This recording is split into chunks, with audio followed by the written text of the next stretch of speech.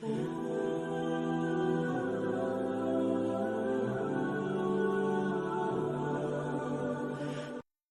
صلی اللہ علیہ وسلم نے فرمایا، جس شخص میں یہ تین باتیں ہوں گی وہ ایمان کا مزہ پالے گا۔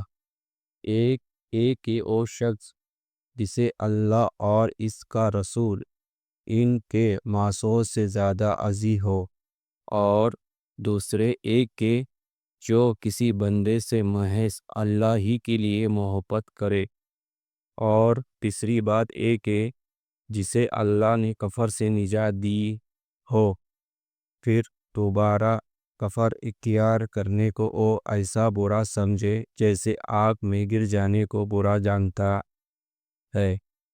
صحیح بخاری حدیث نمبر 21۔